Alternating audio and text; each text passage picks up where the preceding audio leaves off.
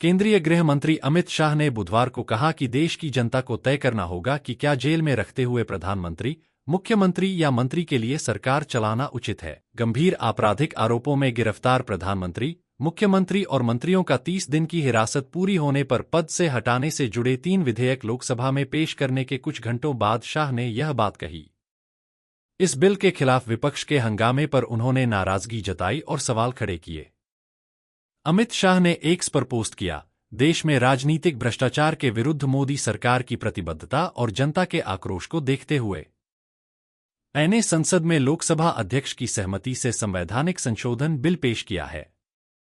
इस बिल का उद्देश्य सार्वजनिक जीवन में गिरते नैतिक मूल्यों को ऊपर उठाना और राजनीति में शुचिता लाता है। इन तीनों बिलों से जो कानून बनेगा, उसके अनुसार कोई भी व्यक्ति गिरफ्तार होकर जेल से प्रधानमंत्री, मुख्यमंत्री या मंत्री के रूप में शासन नहीं चला सकेगा। उन्होंने कहा कि संविधान निर्माताओं ने कभी कल्पना नहीं की थी कि भविष्य में ऐसे राजनीतिक व्यक्ति भी होंगे जो गिरफ्तारी से पहले नैतिक आधार पर इस्तीफा नहीं देंगे। अभी हाल के वर्षों में देश में यह स्थिति देखने को मिली कि मुख्यमंत्री या मंत्री बिना इस्तीफा दिए जेल से ही अनैतिक रूप से सरकार चलाते रहे। यह 3 बिल हैं। संविधान 130वां संशोधन विधेयक 2025। यह विधेयक गंभीर अपराधों 5 वर्ष या अधिक कारावास वाले के आरोप में 30 दिनों तक हिरासत में रहने वाले प्रधानमंत्री या मुख्यमंत्रियों को हटाने का प्रावधान करता है।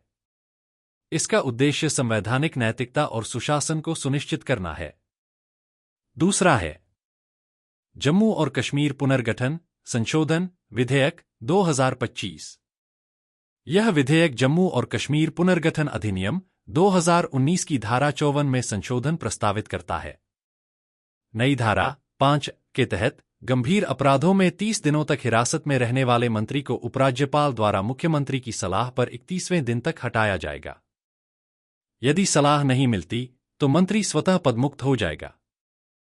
तीसरा है केंद्र शासित प्रदेशों की सरकार संशोधन विधेयक 2025।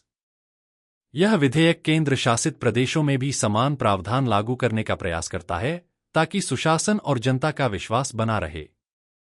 शाह ने अपने पोस्ट में यह भी स्पष्ट किया कि बिल में आरोपित राजनेता को गिरफ्तारी के 30 दिन के भीतर अदालत से जमानत लेने का प्रावधान है। यदि वे 30 दिन में जमानत नहीं ले पाते हैं तो 31वें दिन खुद पद से अयोग्य हो जाएंगे।